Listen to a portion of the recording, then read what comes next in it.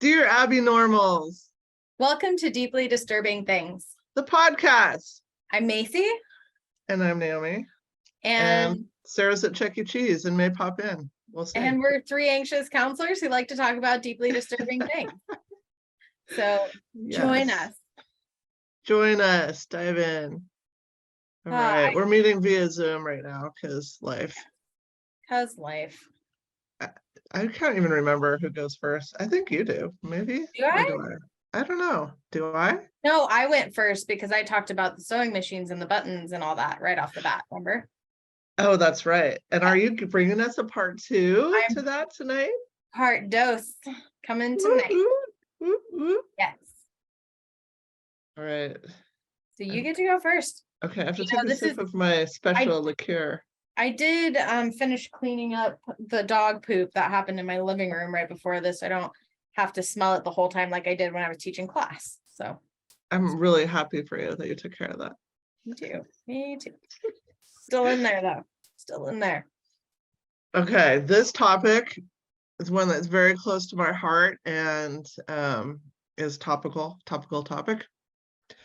I'm going to talk about and probably get a little irate about the ban on drag shows that some states are trying to do. Ooh, good topic. Because it's horrible. It's stupid. And there's so many repercussions. I'll get into it. Let me get into it. Okay. Dive in. Okay. Last year, which was 2022, there was all of this anti-trans legislation. I think it was a record year for anti-trans legislation.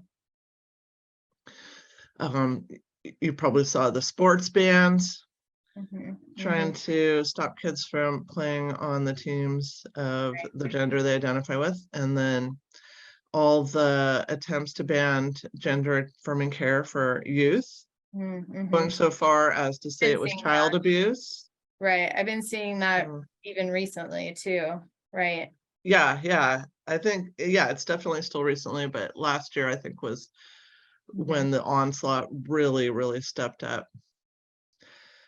So now there's another front that is developed for legislative attacks, and this is drag shows. So drag shows like RuPaul's Drag Race have become really popular, so they're more in the forefront. His most recent season that's on right now is moved to MTV, which is more of a, I think, mainstream platform. And so as drag becomes more popular, there's been this backlash that is amping up. And so there's been legislation, there's been armed protests, there's been intimidation, there's been violence. It's crazy stupid. Right. In November, an Oklahoma bake shop had a Molotov cocktail thrown through its window after hosting a drag show. And tragically, that same month, that's when a shooter entered Club Q in Colorado Springs. So awful. Opened fire, killing 5 people, injuring over 20. And 2 of the individuals that were killed were transgender individuals. And the shooting took place on the eve of Transgender Day of Remembrance. Yeah. And there, were drag performers in the crowd. I don't know if they're going to have a drag show that night or the next morning, but it was definitely a safe place for the community. Then in last December, far-right groups such as the Patriot Front and Proud Boys showed up to a drag story hour in Columbus, Ohio. They were armed. So this is an armed protest, and they held up signs that said stuff like "groomers not welcome" and "groomers are child abusers." Wow. Also, can I say, I think Proud Boys is a stupid name. It is a stupid name. It's a stupid name for a stupid group. So Tennessee, this is what's happening right now this week. Tennessee is set to become the first state in the US to ban drag shows. What? However, there are at least 36 proposed bills that are targeting drag in 14 other states, including Arizona, our neighbors Idaho, and Texas. Oh my gosh. I mean, none of those fully shock me, but it's so upsetting. Like, the drag shows are some of the most funnest things to go to. And I'm sorry, but it's like 90% straight people that go to drag shows anyways, because they're just interested, or it's a bachelorette party, or, like, it's not, It's entertaining. it's entertainment and it's fun and It's engaging. an art. And like, yeah, and they're like safe places to be comfortable. Like, really? You're gonna make it all about you again? One of my very favorite drag stars, Jinx Monsoon, who is experiencing national fame right now because they are starring in Broadway show in Chicago, said, "Last night my heart was broken as I learned that Tennessee's anti-drag trans bill passed. I really had more faith. At this point, I don't know what else to say. We are fighting an uphill battle as a direct result of the progress we have made." So let's take a look at this bill. Tennessee State Senate voted in favor of a bill that criminalizes, quote, adult cabaret performances, unquote, that take place in public or in venues where minors could view them. Adult cabaret performances include topless dancers, strippers, and, quote, male or female impersonators, unquote. So you can see how this is a very dangerous, slippery slope, because on the surface it's targeting drag, but the subtext is that it's targeting trans people. Right. And drag shows that allow children in the audience have come under fire from far-right extremists around the country. But supporters of all-age drag shows say they provide a crucial support network for LGBTQ children who can benefit from events that celebrate gender identity and expression and diversity. So Jinx themselves started drag, I believe, at like age 14 or 15. And, it's largely described as a lifeline for young gay kids to have a place to express themselves. Just a huge issue that we have in the United States for being scared of sexuality in general and not wanting to even teach kids about sexuality and gender. And it's just this avoidance and trying to like, well, we can't talk about it. We can't see it because that's scary. Why? I'm not fully sure, but it's really outdated and old. It's old. If you say that it's old, but not old enough, because if you go back farther, then gender diversity actually has an honored place in the world. It's medium old. It's boring old Cishet old bullshit. Discrimination. Yeah. So I mean, drag queens themselves say, yes, some drag shows are not for kids. Right. Those are going to be like late night in a bar. At a bar, and where your people, audience. It's the right setting to be raunchy. Well, it's like, if you take your kids to like the ice rink and there's like ice skating performance, whatever they call that, like they're not going to go out there. I don't know, like, what are you talking about? I have no idea. I'm thinking like Disney on Ice or something, like the Ice Capades, right? Like clearly they know their audience, they're tailoring what they do, like, but then if you go, this is all horrible. I don't know. Is there an after hours Ice Capades that I'm not aware of? I started going down that route and I was like, I don't think that actually exists. A triple ice X skaters like in thongs. Naked ice dancing. Naked ice dancing. I have not heard of this sport, but I want to know more. I'm immediately interested. Let's cast our ballots. I mean, my point's there somewhere. Yeah. But when drag queens do events like where they go to the library and read to kids, like Right. that, there's nothing raunchy and inappropriate there. It's, just reading some books to kids. Well, and like stuffed up conservatives in public aren't necessarily not raunchy.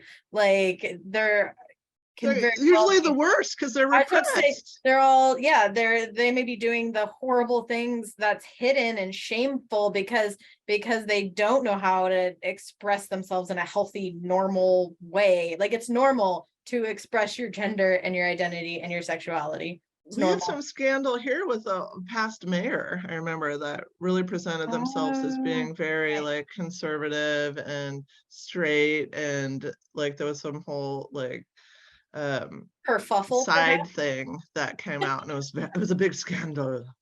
Big cuddle puddle. So right-wing extremists are amplified by, conservative mouthpieces, politicians.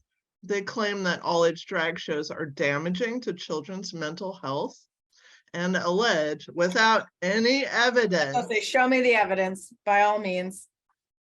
they allege that these all-age drag shows are havens for child abusers, specifically pedophiles.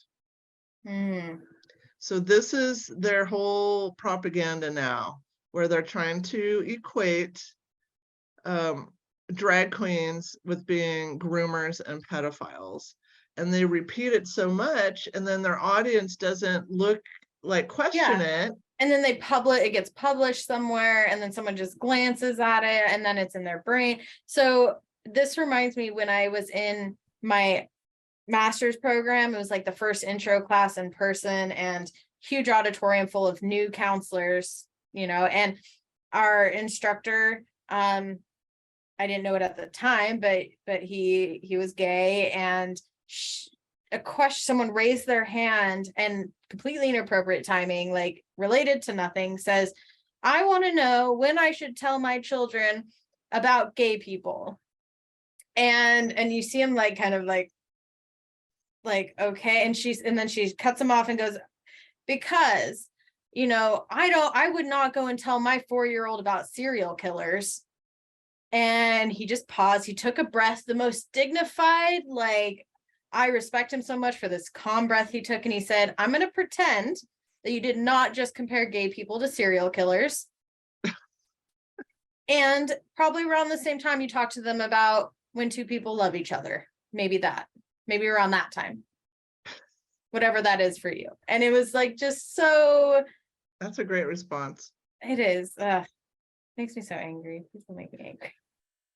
So many of the bills that are being pushed right now require businesses that want to host drag shows to register as adult entertainment venues, or, quote, sexually oriented businesses, unquote.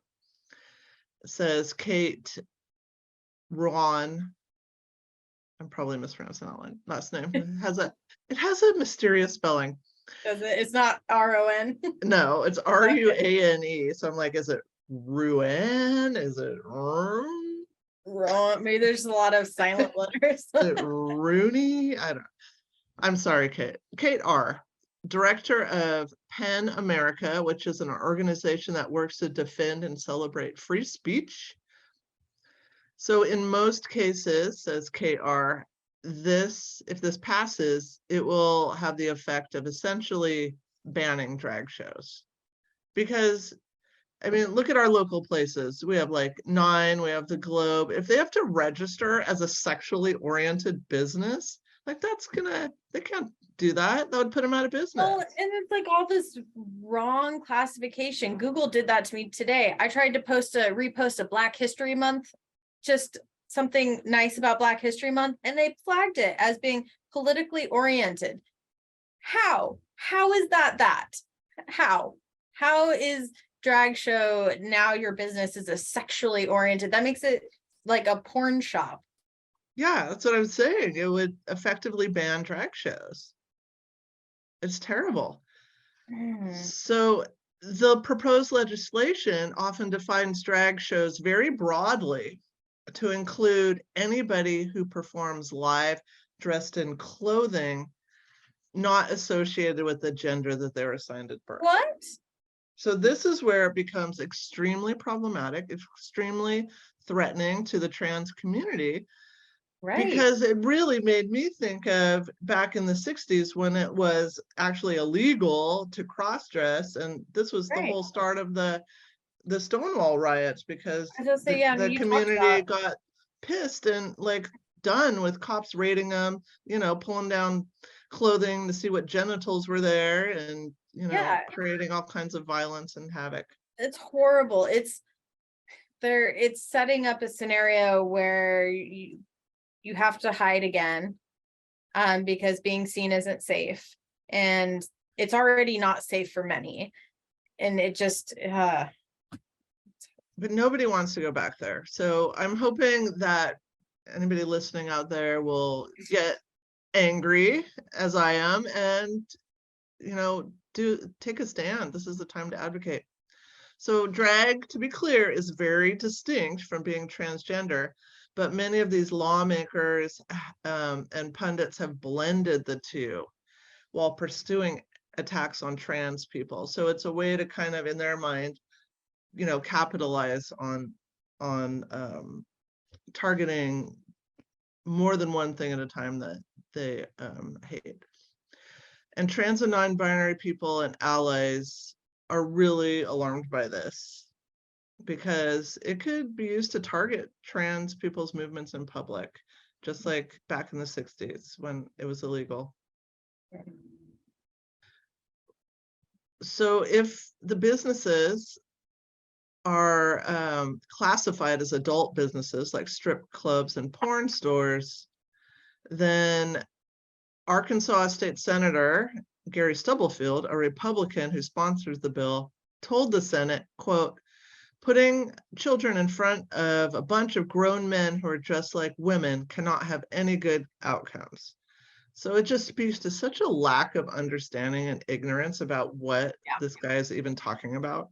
it's ignorance, like obviously choosing not to learn anything about it at all. It's such, just it's such an It's really outdated, sad. It's really unprogressive point of view. It's very bad, yes.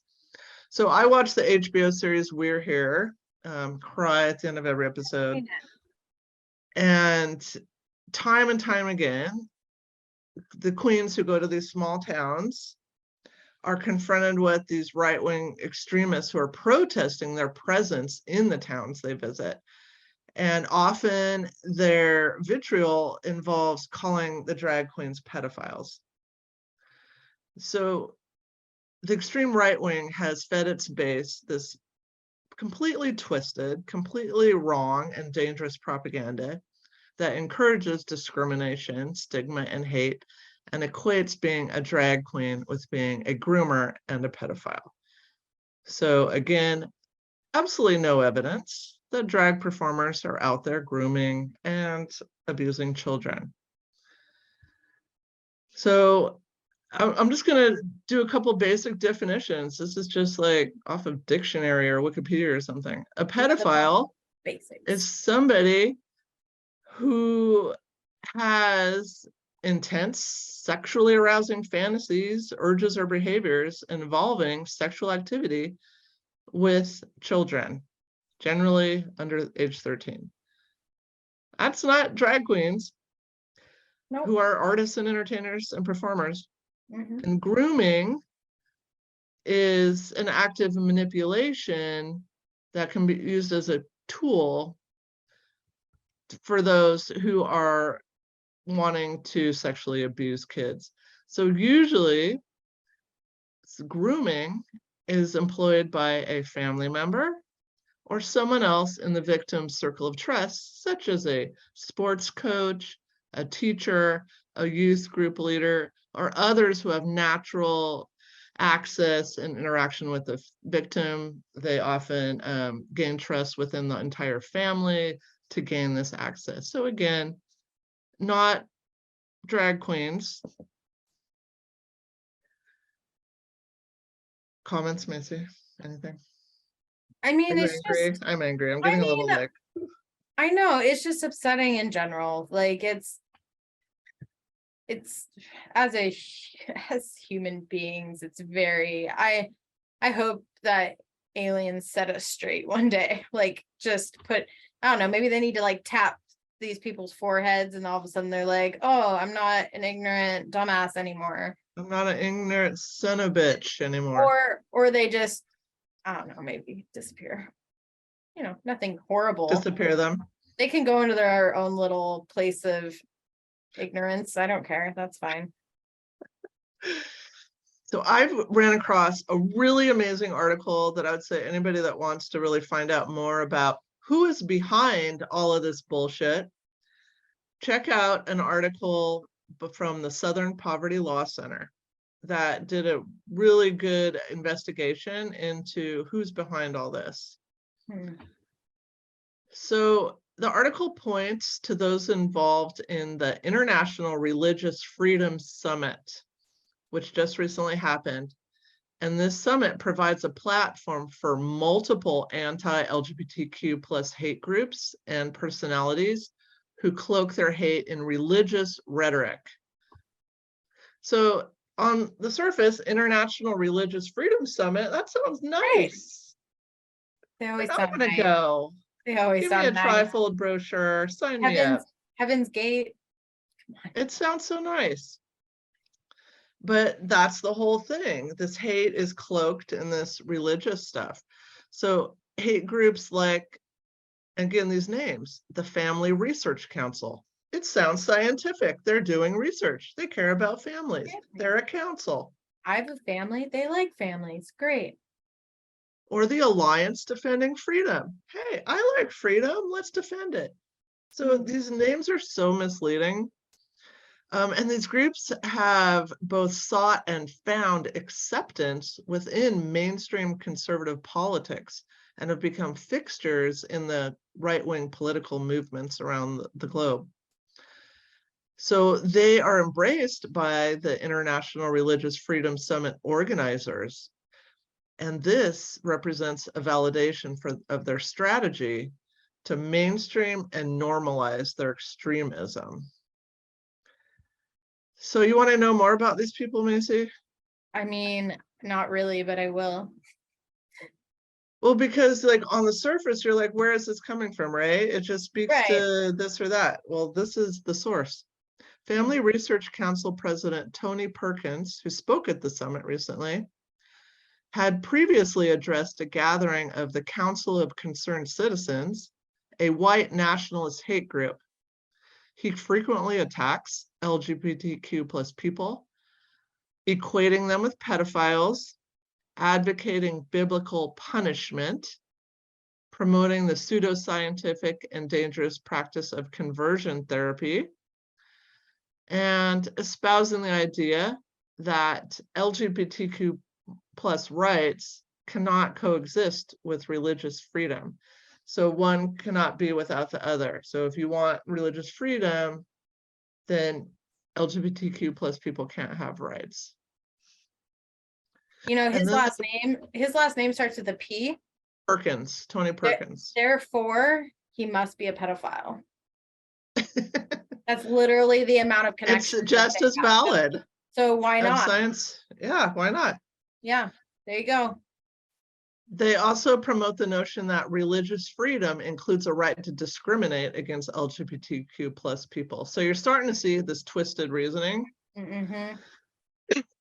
So the day the summit opened, the Family Research Council distributed an email to its members in which Perkins once again accused LGBTQ plus people of targeting children and mutilating their bodies, concluding that gender identity ideology is an assault on the image of God in every child. He's an assault on my image of a decent human being. A decent human, yes. So the Alliance Defending Freedom, an international organization, was also listed on the summit website as a partner organization. And this group has previously documented how they advocate for the criminalization of homosexuality in Central America. And in Europe, it is argued for countries to sterilize transgender people. This is some like serious Nazi bullshit. Right. It's scary because Right. these groups are gaining power.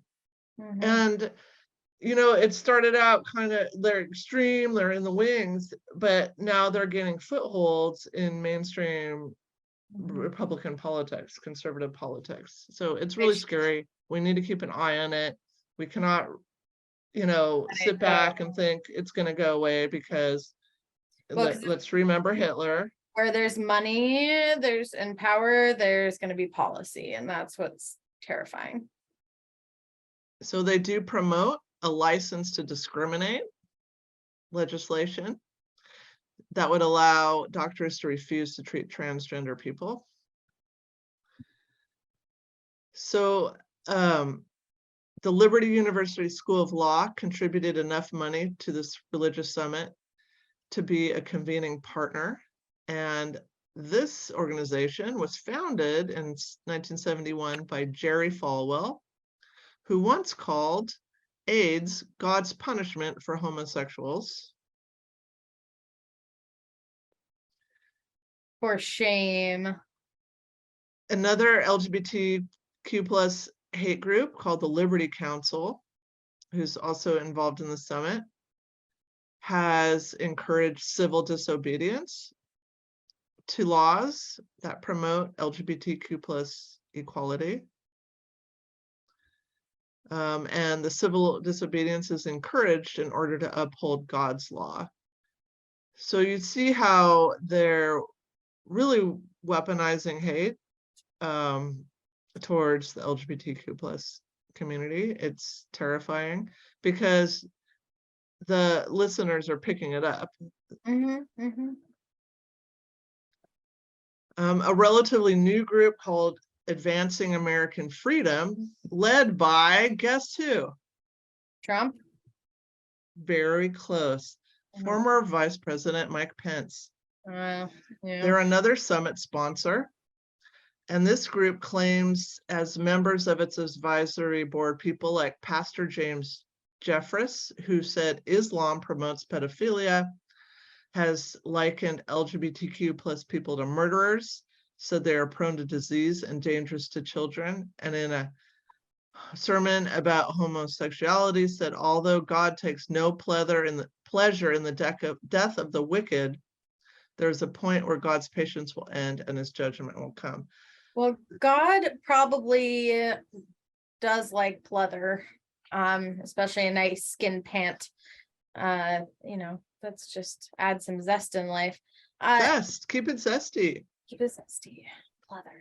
So you can see listeners that are you know, looking for a cause to take up arms and fight and be violent. Like, here it is. Here's your reason, people. Here's your enemy. It's a direct threat to your religious beliefs. When we've been so trained to have like this polarized, you know, like you have to have an enemy is like the concept in politics is like if you're on this side, you have to hate these things. Like there's very little middle. It's so divisive. Mm-hmm. Although the summit co-chairs have said that religious freedom means the profound right of all people to live their lives in accordance with the dictates of their own conscience, the extremists sponsoring and participating in the summit define religious freedom as the legal privilege of white, straight, cisgender, conservative Christians to discriminate against those who do not share their beliefs. The Southern Poverty Law Center rejects that definition, and so do I, and I'm guessing so do you. So do I. So it is Deeply Disturbing Things podcast. That is not the direction that we need to go. No, that's going backwards and not far enough in a good way. Mm-hmm.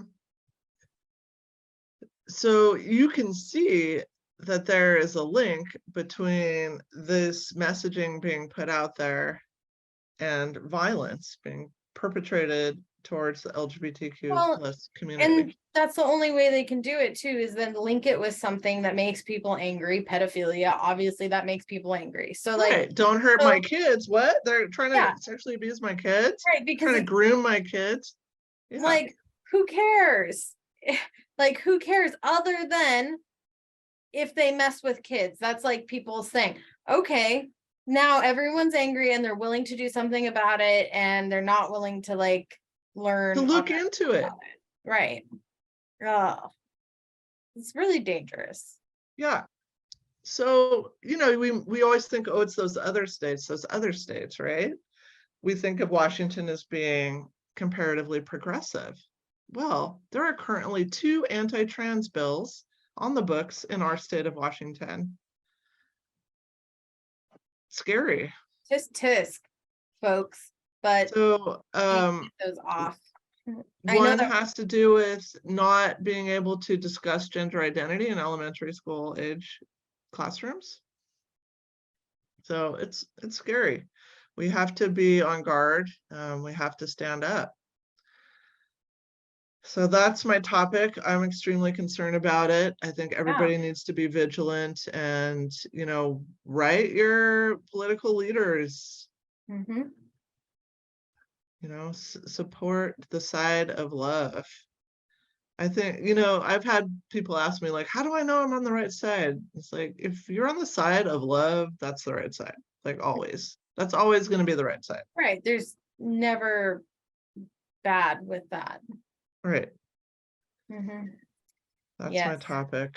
Stay vigilant, advocate, and read. Like, when you go to vote, I know it's tempting to just like toss it to the side, but like, look up what those numbers are, where it has like the proposed bill or whatever, like actually read up on the person, on the people, and don't just trust political parties either. Like, oh, I'm gonna vote all Democrat, and these are the people that are all just, fill in this person's name. Like, read about them. You don't know. You never know. Yes. Yeah, absolutely. Do your research.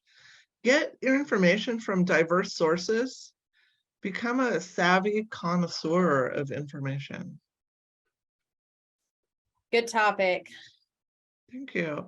My topic's I'm gonna be excited about yours. it's gonna be a little bit of a shift. So last week, when I shared about the sewing machine that I found at the estate sale, there was a thimble in it, and this thimble had a picture of this kind of scary looking woman on it. It was like what I would imagine a witch at Halloween costume would look like. And on the other side it said Mother Shipton's cave. I think that was the coolest thing you found, to be honest. Right. And Sarah was like, what is that? And then she started reading about it. I'm like, what? Okay, so I researched, I found some information, and I'm going to share what it is. And it is interesting. And tell me everything. This whole thing full of buttons and all these things, only one thimble. This is the one thing in there that is like identifiable like this. So it makes me like, why? Why this? Okay, so first of all, my anger got me a little heated, a little hot. A little heated.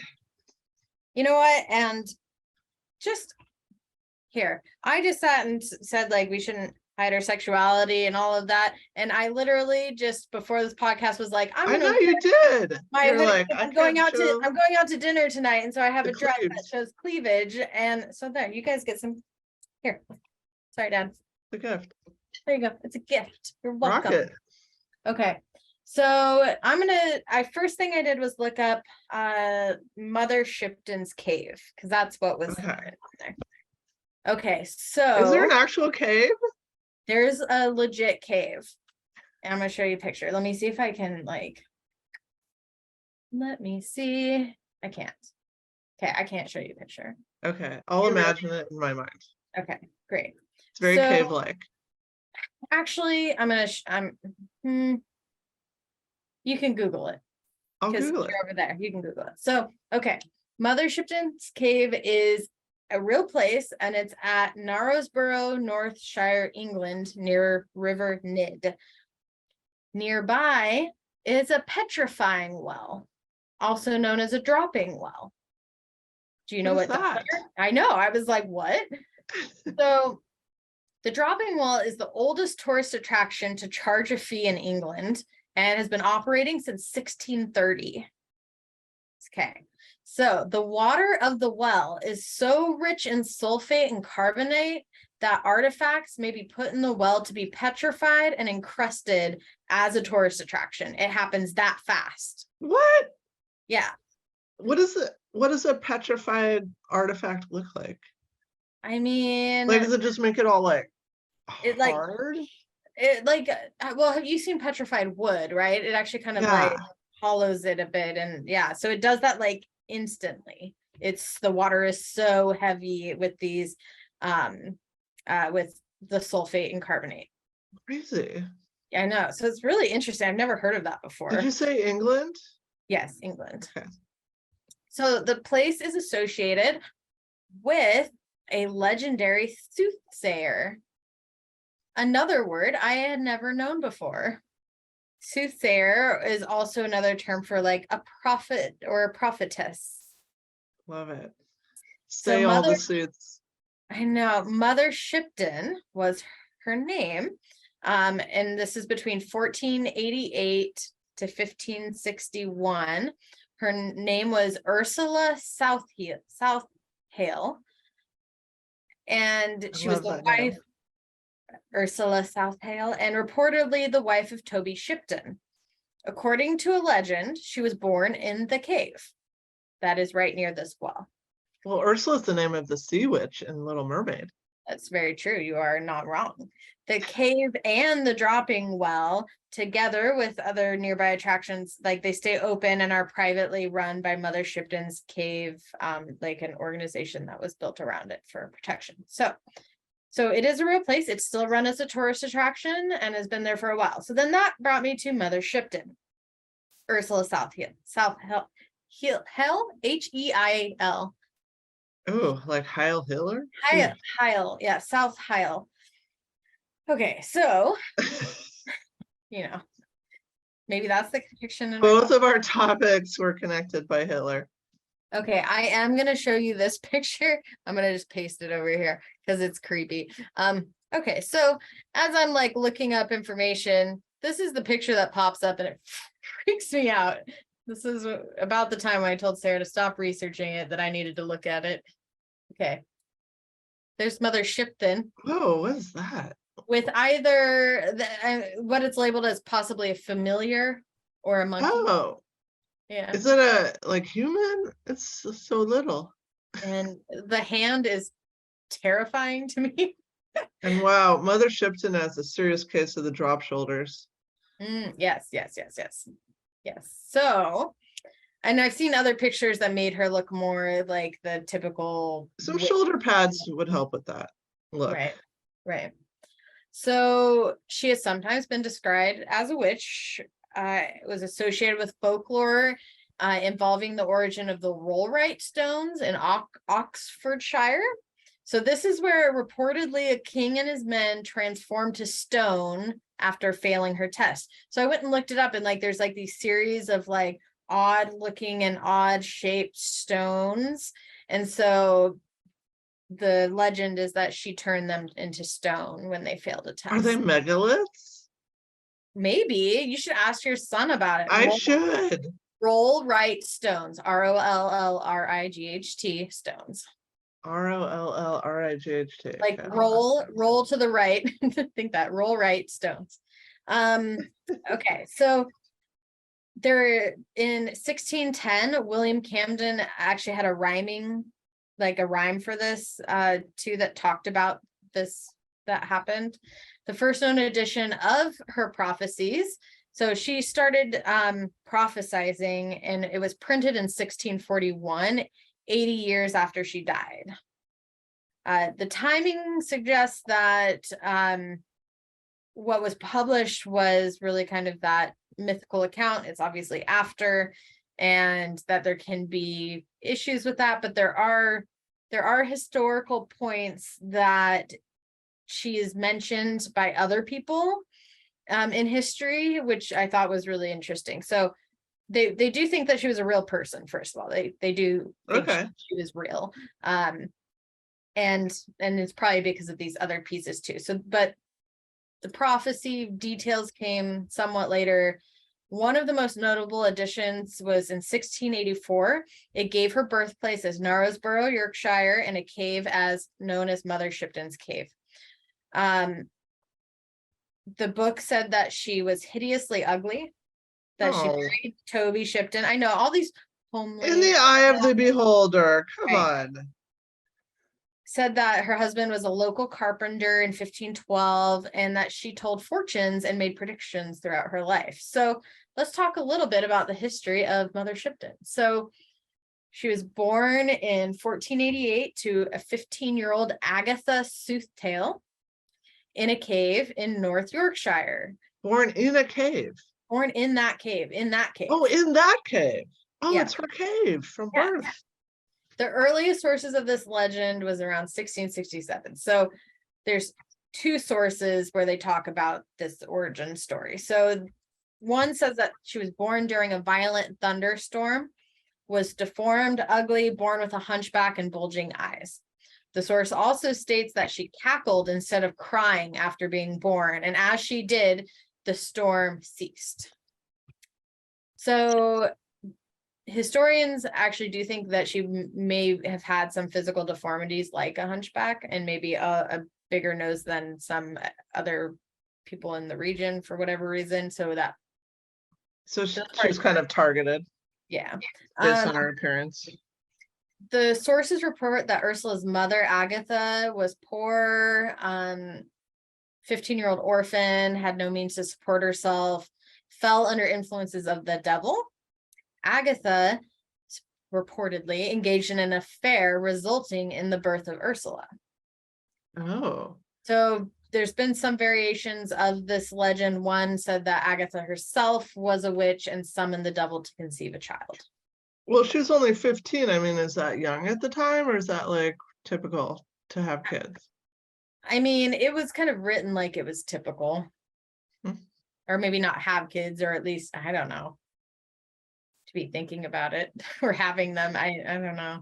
I'm not. So she was married and like had an affair possibly. Yeah. Okay. So the true origin of the father is unknown. Agatha refusing to leave him at one point. Agatha was brought before the local magistrate, but refused to disclose his identity of her husband. The scandalous nature of all of this and the birth meant the two were ostracized from society and forced to live alone in the same cave where she was born. For the first 2 years of Ursula's life, there were rumors that Agatha was a witch and that Ursula was the spawn of Satan, and that was perpetuated within the community. Due to the cave's well-known skull-shaped pool, it has a skull-shaped pool, by the way, which turned things to stone, which would be the well, right? The water that's there. So interesting. The cave, that's the Mother Shipton's cave. So the true petrification process closely resembles the process by which it's called stalactites are formed. Coating objects left in the cave with layers of minerals and essence hardening porous. Got it. They become hard and stone-like. So were they drinking that water while they lived in there? I have no idea. Maybe that's all. Maybe that is what happened in all of this. Some 17th century sources said that after 2 years of living alone in the forest, that that one of the local abbeys intervened. They removed them from the cave and secured Agatha in the convent of the Order of St. Bridget in Nottinghamshire, and Ursula was then given to a foster family. Agatha and Ursula never saw each other again. Okay. So I mean, they sound like our people. They sound like Dear Abby normals. Right. To the core. Just ostracized for not fitting in with the normies. It's really interesting because there's so many like pieces of like historical records that talk about it. Like there's actually so much detail for something that's supposedly legend. Like most of the time when I look up stuff like that, it's you get like a very soft story around what happened and not so much detail. It is Just interesting. a lot of detail. Oh, and there's more. Here we go. So most contemporary descriptions, it's likely she had a crooked nose and had possibly crooked legs and a hunchback. I'm wondering if like what, maybe polio? I don't know, like something. Or if you're drinking that stalactite water, who knows what that can do to one? She supposedly found acceptance with her foster family and a few friends, but ultimately ostracized from people in town. She found sanctuary in the woods like her mother had and spent her childhood learning about plants and herbs and medicinal properties of those. So helpful skills. I wish I knew more. So legends of her childhood. Legends, I don't kind of really like this word. Some myths about her childhood because we don't know. That was when she was 2 years old. She was left alone at home while her foster mother left to run errands. Her mom returned to find the front door wide open. Afraid of what might still be in the house, she called to her neighbors for assistance, and the group heard a loud wailing, quote, like 1,000 cats in consort throughout the house. Ursula's cradle was found empty. After a frantic search throughout the house, her mother looked up to see Ursula naked and cackling, perched on top of the iron bar where the pot hooks were fastened above the fireplace. Then a source dating to 1686 says of an event where chief members of the parish were gathered together in a meeting, and Ursula walked past the group running an errand for her mom, and the men stopped to mock her, calling her a hag face and the devil's bastard. Fucking rude. Ursula kept walking to continue her errands because she's a bigger person than that. And as the men sat down, though, the ruff on the neck of one of the principal yeomans transformed, and a toilet seat clamped down around his neck. And the man next to him began to laugh, and as he did, the hat he was wearing was suddenly replaced with a chamber pot. The gathering members of the parish began to laugh loudly, enough that the master of the house came running to see what was happening. And then when he tried to run through the door, he found himself blocked by a large pair of horns that suddenly grew from his head. The sources report that the strange occurrences reverted to normal shortly afterwards, and the townspeople took them as a sign to not publicly mock Ursula. Well, good. Don't. Right. I mean, that's a great takeaway. So, and why is that mom leaving a baby alone? You know, in that first scenario. Anyway, I know it's interesting. So what's a baby to do but crawl out of the crib and be on the ceiling? Yeah, exactly. Babies are naked unless babies are naked. Your diaper falls off. What? So adulthood. Ursula grew up. She started learning more about plants and herbs and became actually a valuable resource to the townspeople as an herbalist. The respect they come to her when they need her. The respect she earned from her work gave her the opportunity to expand a social circle, and that's where she met Toby Shipton, the carpenter. When Ursula was 24, she and Tony were married, and from this point, Ursula adopted her husband's surname and became Mother Shipton. The people in town were shocked at their union, and there's a lot of like, oh, she bewitched him into marrying her. About a month into her marriage, a neighbor came to the door and asked her for help, saying she had left her door open and a thief had come in and stole a smock and a petticoat. Without hesitation, Mother Shipton calmed her neighbor and said she knew exactly who stole the clothing and would retrieve it the next day. The next morning, Mother Shipton and her neighbor went to the market cross. The woman who had stolen the clothing couldn't stop herself from putting the smock on over her clothes, the petticoat in her hand, and marched right into town.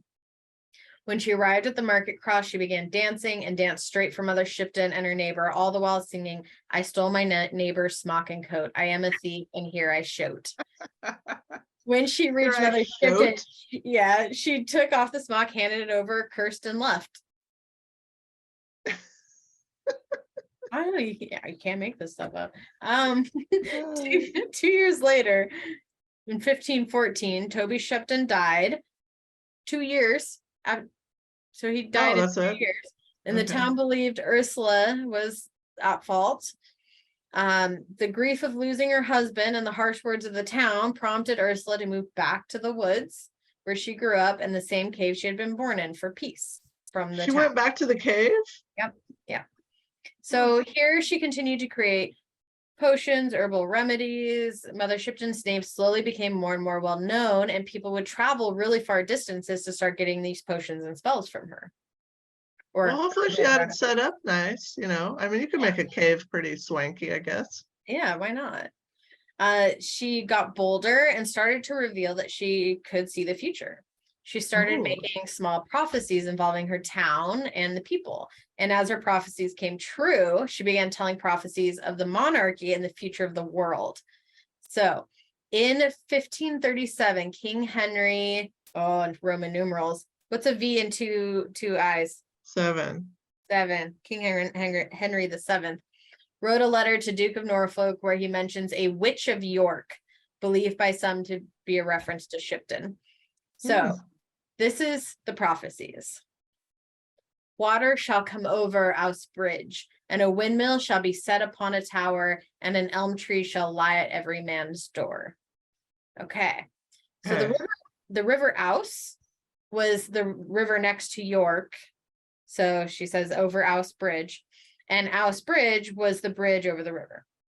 This prophecy meant nothing to the people of York at all until the town got a piped water system. The system brought water across the bridge to a windmill that drew up water through the pipes. The pipes were made out of elm trees, and the pipes came to every man's door delivering water. So I'll read it again. Water shall come over Ouse Bridge, and a windmill shall be set upon a tower, and an elm tree shall lie at every man's door. It seems a lot more specific than the Nostradamus ones. Right. Okay, here's the next one. Before Ouse Bridge and Trinity Church meet, what is built in the day shall fall in the night, till the highest stone in the church be the lowest stone of the bridge. Okay. So not long after Mother Shipton uttered this prophecy, a huge storm hit York. During the storm, the steeple on the top of Trinity Church fell, and a portion of the Ouse Bridge was destroyed and swept away by the river. Later, when making repairs to the bridge, pieces that had previously been the steeple of the church were found, that were used as the steeple of the church were used as the foundation of the new section of the bridge, effectively making Trinity Church and the Ouse Bridge, what was built in the day and fell in the night, and the steeple from Trinity Church, the highest stone, to be the foundation of the bridge, the lowest stone of the bridge. So I'll read it again. Okay. Before Ouse Bridge and Trinity Church meet, what is built in the day shall fall in the night, till the highest stone in the church be the lowest stone of the bridge. That worked. That's pretty brilliant. It is. Yeah. I mean, because a lot of the Nostradamus, I did that topic, and I was like, okay, I mean, like, there's a lot of stretches. Yeah, it was like, okay, I guess that could apply to a million things, but like, this is specifically about her town. She's naming a specific thing. Yeah, this one has specific places, so it's a lot more legitimate in my book. All right, so here's the prophecy of Henry the Eighth. Oh, it was the 8th, not the 6th. I may have told you wrong. Okay. The 8th would be V and 3 I's. Oh, that's what it was. Sorry, okay. I said it wrong. Okay, so when the cow doth ride the bull, then priest beware the skull. And when the lower shrubs do fall, the great trees quickly follow shall. The metered peacock's lofty cry shall be his master's be a guide. And one great court to pass shall bring what was never done by any king. The poor shall grieve to see that day, and who did feast must fast and pray. Fate so decreed their overthrow. Riches brought pride, and pride brought woe. Whoa. Whoa. Whoa. And then it repeats, when the cow doth ride the bull, then priest beware the skull. Again. Okay. So what is it? What does it mean? So often when Mother Shipton would have visions of specific people, she wouldn't see or say faces or names, but their family like history. So the cow mentioned represents the heraldry of Henry VIII, and the bull similarly represents Anne Boleyn. Mother Shipton is marking the beginning of her prophecy to the marriage of King Henry VIII and Anne Boleyn. So when the let's see here. So he's the cow, she's the bull. So when the cow doth ride the bull, when they get married, and once they are wed, the priests need to beware. This is because their marriage marks the beginning of the dissolution of the monasteries. So King Henry VIII starts demobilizing all monasteries, priories, and covenants in England. Oh.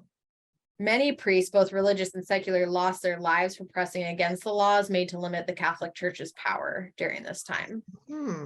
So, the metered peacock's lofty cry shall to his masters be a guide. In the late 15th century and early 16th century, Henry VIII was not the controlling force behind all policies.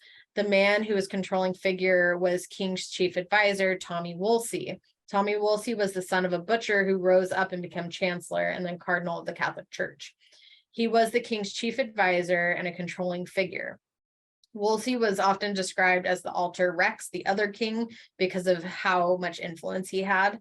In her prophecy, Mother Shipton refers to him as a metered peacock, as he came from the lowly state of being the son of a butcher to controlling and guiding King Henry and all his policies in England. And the lowly peacock. And one great court to pass shall bring what was never done by any king. This portion refers to King VIII seizing power from the Catholic Church and his creation of the Church of England, which was never done by any king before. The poor shall grieve to see the day, and who did feast must fast and pray. Fate so decreed their overthrow. Riches brought pride, and pride brought woe. Was she already dead at this time? Yes. Yeah. So she didn't live to see her No. prophecies come to fruition. King Henry VIII wanted to take control of all the land and property owned by the monasteries. He did this by forcing the monasteries to surrender all their property and expel the monks. The poor were ultimately the ones that suffered because that was really their only source of charity and fed the poor in the areas. With the monasteries all abolished, the former funds used for the charity went to the king's treasury instead. So Mother Shipton then says this fall of the church was inevitable. As the church became more wealthy, they became more prideful. Their lack of humility had ultimately led to their downfall. That's the moral of the story. It's a good moral. I mean, I guess. The most famously claimed edition of the prophecies is this one. Widely quoted today as if it were an original, it contains over 100 prophetic rhymed couplets. The language is notably non-16th century, but this is the world to end shall come in 1881. Okay. The world to end shall come in 1881. So it wasn't published until 1862, more than a decade later. That's cutting it close. Yeah. So this predicted that the world would end in there's another version that says it would end in 1991. In the late 1970s, there was more prophecies that it would occur in 1981. So there's another quoted version: a carriage without a horse shall go, disaster fill the world with woe, in water iron then shall float as easy as a wooden boat. So these are all like, there's a lot of them together around here about something about 1881 and like an end of times. And that's it for that part of it. So we do think we didn't end in 1881. What was that?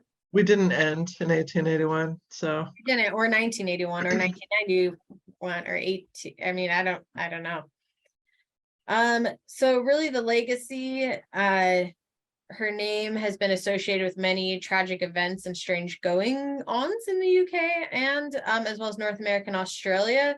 Many fortune tellers use her effigy in to kind of like as an association, as a marker for future telling. Many English pubs were named after her. Only 2 survive now, one near her purported birthplace and another in Portsmouth. A caricature of Mother Shipton has come up in many different places, so it makes sense why it's on the thimble. It became like something that just was put on things all the time. And that what I thought the thimble, remember it said made of bone of England, so actually was made in England. But so maybe those people went there and that was like their tourist souvenir that they picked right. up. And I Googled like thimbles of that, and I found some other variations, but I can't find the one that I have, which is kind of cool that it's, you know, just not there. They actually in 2013 raised 35,000 pounds to put up a statue of Shipton in Knaresborough, and they did. It was completed in 2017, and she sits on a bench in the town's market square, and she has like a bunch of like herbs and stuff in a hat, and there's some feet coming out of the hat. It's interesting. So Mother Shipton is also referred in other places of prophecy. One of them is Daniel Defoe's A Journal of the Plague Year in 1722, which he refers to her within his fortune tellings. Yeah, so that's Mother Shipton. She sounds like a swell gal. I want to look up the cave and the skull-shaped lake. Here, let me show you all. I mean, it must be a huge cave if it has a lake inside. No, it said a pond. Didn't it say a pond? I don't think it said lake. Mother Shipton's cave. There are actually quite a bit of pictures of it. Here, I'll pull it up so you can see it. Okay. And when we do it this way, our folks can see it too. Okay. I wonder if she would have liked to have hung out with us. I'm sure she would have. Like, look at this cool entryway into the cave, first of all. Ooh. Isn't that cool looking? And then these are like hangings, like of things across this must be the pool here. There's like carvings of her inside. Oh, wow. Isn't that creepy looking? There's the cool, yeah. So it's really pretty. It really is. So does it look like a skull too? Let me see. Let me go back to that. I mean, I kind of see like what they're saying. I wouldn't probably guess that on my own. Probably not. But yeah, it's a tourist attraction. You can go there, check out the stuff. So all those things hanging are the petrified stuff that's been dipped in the well. So you just dip it in there and it instantly turns into that. Yeah.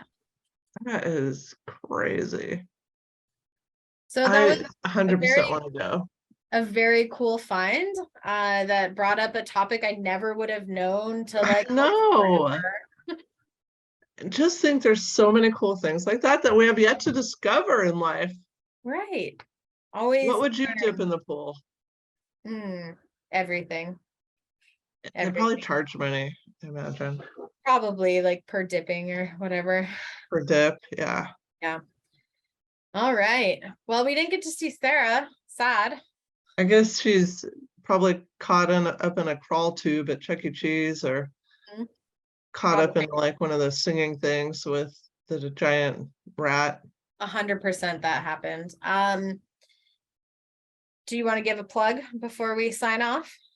Yes, please be our patron on Patreon. It's only $1 and you'll get access to all kinds of fun exclusive content, behind the scenes info, polls, games, freebies. The list is really endless. And if you didn't listen to our last episode, I talked about estate sales. And I talked about the Milli Vanilli scandal. And until next time, you better watch yourself or you're going to end up in a prophecy. And use your religious freedom, that is amazing that you have, to defend the rights of others. Duh. Bye. Bye. Do you like my double parade wave?